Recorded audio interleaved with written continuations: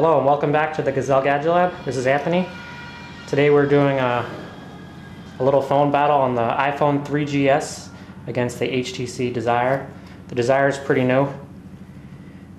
Just came out about a month ago, and we all know that the iPhone 4 just got announced yesterday, so I know it would be a little bit more fair with iPhone 4 against the Desire since they both use 1 GHz processors. But we're going to go ahead and see how the 3GS fares against the new Desire. So let's start with just the aesthetics.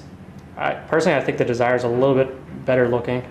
It's got a little bit of a bigger screen at 3.7 inches compared to 3.5, and it's got an AMOLED display, which is much brighter than the TFT display on the iPhone, and it's at 480 by 800 on the Desire and 320 by 480 pixels on the iPhone.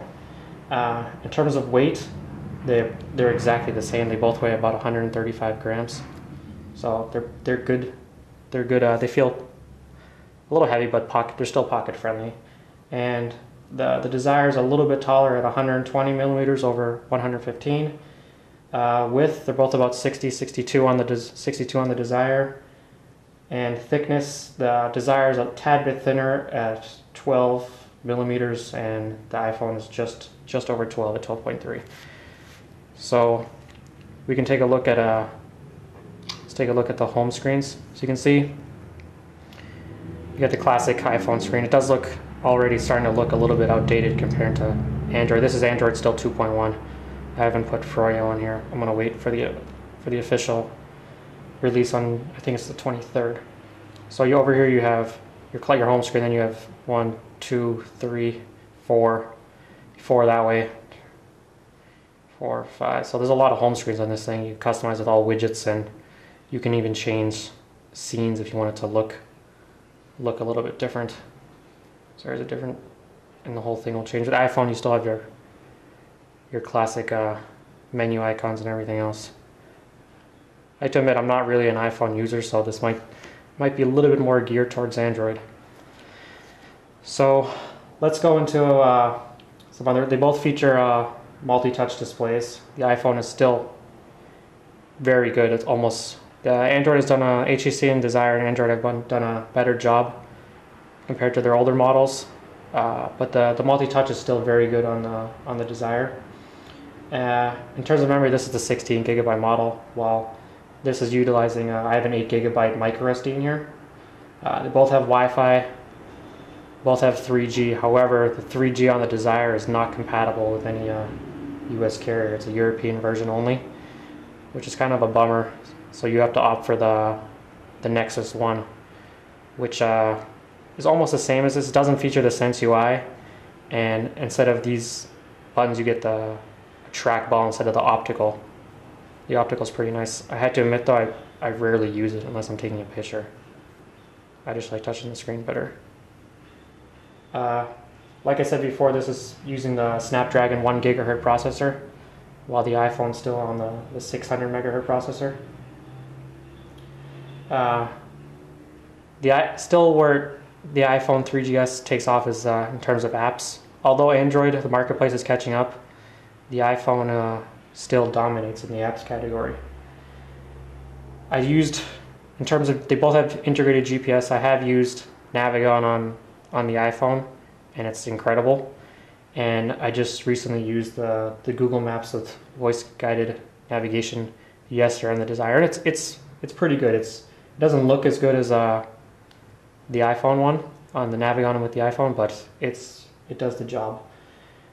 In terms of battery life, we see the Desire uses a 1400 mAh battery, so you get about 350 hours standby and about 6 hours of talk time. And with the iPhone, you get about 12 hours talk time on 2G, 5 hours on 3G, and 3 hours standby time. So the batteries are pretty similar, not that much of a difference. What it all comes down to in this phone is what operating system you prefer, actually. If you're a fan of Android, you'll love the Desire. I think it's probably the best and most powerful Android device out right now. It's up there with the Incredible and the Evo 4G. And one other thing with the Desire is the camera. The 5 megapixel camera it's on par with my past phone, the E72. It's great. So we can show a little camera demo. Take a picture of this remote. Just get into the camera right here. And we'll use the optical trackpad to take the picture. You can tap where you want to zoom to. And fire away. And then we'll try it with the iPhone.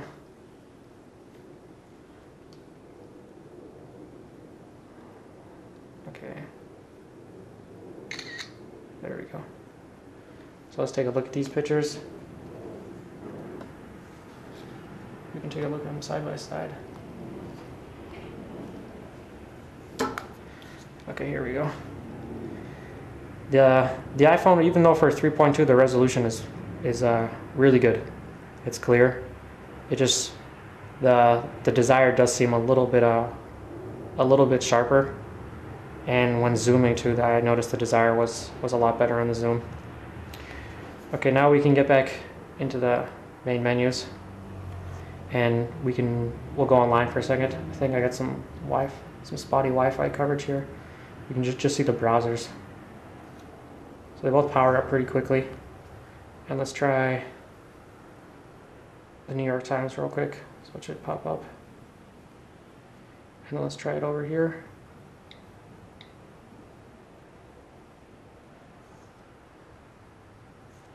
Okay, and then I'll push these at the same time. You can see just how fast they are. So you can see the Desire loaded a tad bit quicker, probably due to the 1 gigahertz processor. And then let's take a look at the pinch to zoom, which is nice, classic on the iPhone. And then we'll look at it on the Desire. Right to that screen, so we can see close-ups of this. So you can see the clarity on the AMOLED. It's really nice. You have much sharper colors. I'm sure with the iPhone 4 that would all change with that 326 Retina display, whatever they're calling it. So overall, I think both devices are great devices. I think the iPhone 4 comes out will be much more of a battle for the Desire, and I'm not sure if it would be able to handle it. But in terms of this battle, I think the Desire edges out the iPhone 3GS in terms of power and style. Thanks for joining me on the GadgetLab. This is Anthony. Take care.